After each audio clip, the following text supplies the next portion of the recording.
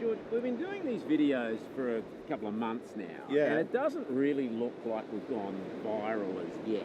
No, there's a good reason for that, And Joe. is there a good reason? What do you think that reason might be? I think that we need to look better.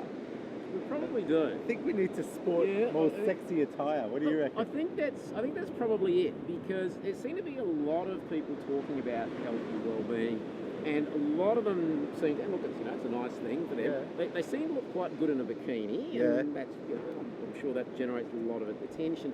I suppose the question is whether or not that's a sort of necessarily a good guide to the fact that you know what you're talking about. Well, the way I see it is sometimes a cover doesn't reflect how good a book is. Sometimes a cover is much better than the book.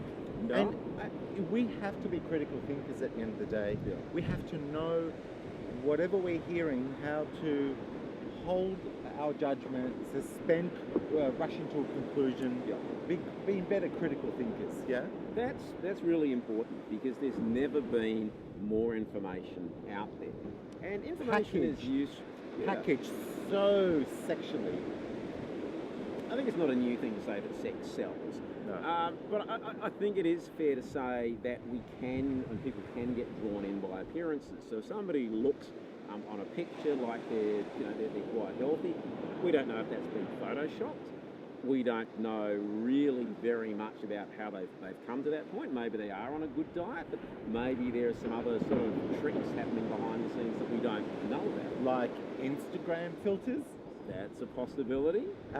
Possibility? Try probability. So the point here is that everyone's got this pressure to present something that's perfect, that looks great. And then people are trying to trade off that image to offer advice that isn't so perfect. And often people, and I think this applies to both sexes, but arguably a little bit more to women, will sort of look at somebody or another woman who might have what they perceive to be the ideal, whatever that is, body, and think, well, maybe if I do what this person does, then I'll get that way. But that doesn't take into account your genetics, your age, your history, a whole lot of other factors. Yeah. So, I'm not saying that people don't want to look good in a bikini. I'm not sure whether we do, George. I mean, people might have different opinions on that. But to be honest, I think this is not doing me the service. I feel I'm a lot more attractive than what this is doing to me right now, just quietly.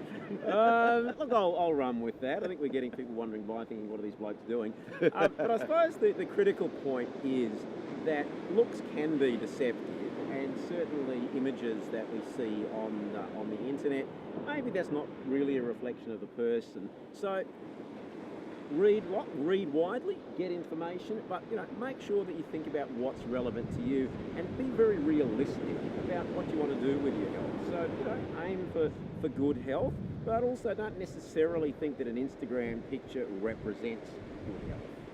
Exactly.